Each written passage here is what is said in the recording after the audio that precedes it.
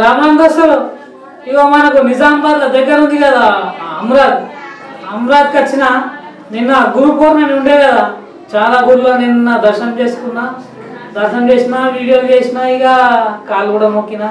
ఎందుకంటే గురువులు అంటే ఇక ఖచ్చితంగా ఎవరన్నా గురువుని ఎంచుకోవాలి. ఎందుకంటే కంపల్సరీ గురువు ఏంటంటే ఒక లక్ష్యం చెప్తాడు, మనలో కూడా ఒక గురువు ఉంటాడు. మన లక్ష్యం ఏందో లక్ష్యం సాధన కోసం ఖచ్చితంగా అందరూ కృషి చేయాలా. అయితే ఆ గురువులు వేరే, మనకు చదువులు చెప్పే గురువులు అంటే అమ్మ నాన్న ఫస్ట్ గురువులు అయితే, తర్వాత మనకు విద్య చెప్పే గురువులు. అయితే మనం అమరాజ్ స్కూల్లో ఉన్నాం. స్కూల్ పేరు మన సార్ పేరు. నమస్తే సార్, మీకు కూడా గురు పౌర్ణమి శుభాకాంక్షలు సార్. Thank you sir. మా school Saraswati kids school Amaraj. నా పేరు నర్సారెడ్డి, మా అమరాజ్ విలేజ్. సార్ ఎప్పుడు స్థాపించారు సార్ స్కూల్? 2006 అండ్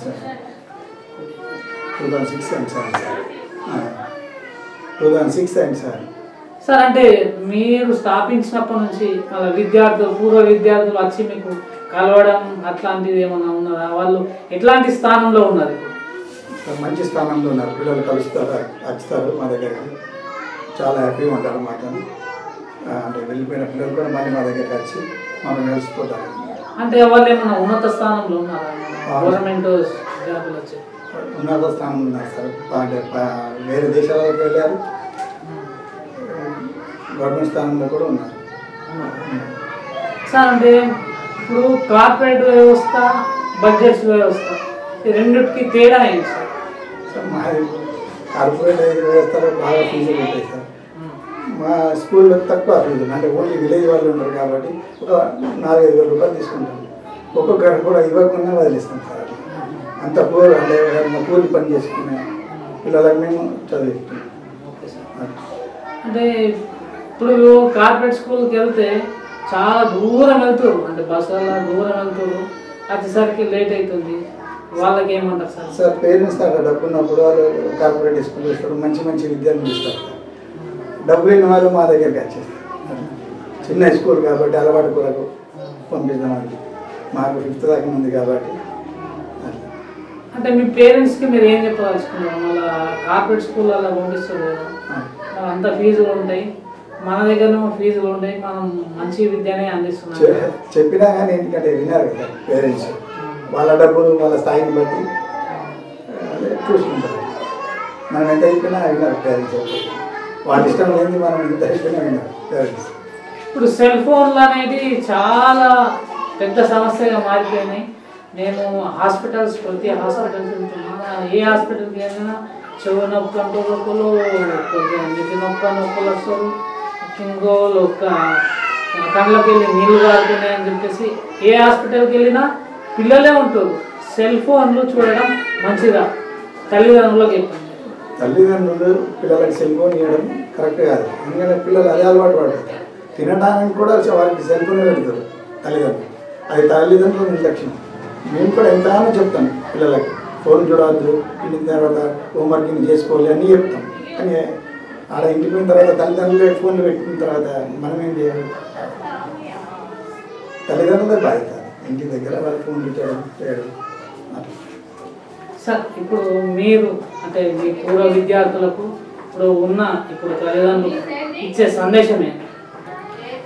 మంచి చదువుకోవాలి, వారు మంచి ఒక ఉన్నత స్థానంలో ఉండాలని తల్లిదండ్రులైనా ఉపాధ్యాయులైనా కోరుకుంటాను. వాళ్ళ భవిష్యత్తు బాగుండాలని కోరుకుంటాను.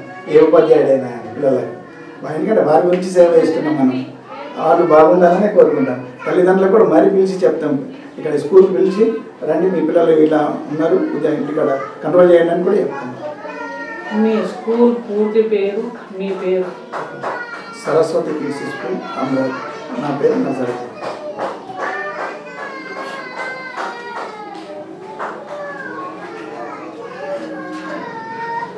వినంగా దోస్తులు, సార్ ఏం చెప్తుండ్రు? కార్పొరేట్ స్కూల్లో కనీసం అక్కడ ఫామ్ నింపడానికి కూడా పైసలు కావాలా? ఇక ఫ్రీగానే చదువు చెప్తుండంట సార్. దాదాపుగా 20 సంవత్సరాల నుంచి సార్ స్కూల్ నడుపుతున్నాడు ఇక్కడ. చాలా అంటే పేద విద్యార్థులకు అయితే ఫీజు లేకుండా కూడా విద్యను అందిస్తున్నా. నాకు సంతోషంగా ఉందని చెప్తుంది సార్. ఖచ్చితంగా వచ్చేసి ఇక్కడ ఉన్న చుట్టుపక్కల గ్రామాలు కానీ ఏదైతే తాండాలు ఉన్నాయి వచ్చి ఒకసారి విజిట్ చేసి మీ పిల్లల్ని కూడా ఇక్కడ పంపిస్తే మీకు కూడా అంటే తక్కువ ఫీజులో మంచి చదువు నేర్చుకునే అవకాశం ఉంటుంది. మరొకసారి అందరికీ గురు పౌర్ణమి అలాగే అందరికీ మన స్కూల్ ఒకసారి సందర్శించి సెల్ ఫోన్లకు మాత్రం ఖచ్చితంగా దూరం ఉంచాలా. అమ్మలు మీ ద్వారానే ఫోన్లో అడిక్ట్ అయ్యి పిల్లలకు చాలా ఇబ్బందులు అవుతున్నాయి కాబట్టి ఖచ్చితంగా ఫోన్లకు పిల్లల్ని దూరం ఉంచండి. లేకపోతే పనిష్మెంట్ మీకే. ఖచ్చితంగా హాస్పిటల్ వెళ్ళాల్సిందే, అక్కడ ఫీజులు కట్టాల్సిందే. అన్నీ ఇప్పుడు గవర్నమెంట్ హాస్పిటల్లో ఏం గుర్తలేరు, మొత్తం ప్రైవేట్ స్కూల్లో పోగానే ఎక్స్రేలు అవి ఇవి అని పైసలు దులిపేస్తారు. మళ్ళీ ఇక సెల్ ఫోన్లు వాడు తక్కువ మీరు తక్కువ చేస్తే పిల్లలు చూడరు. చూస్తూనే ఉండండి. చెప్పండి.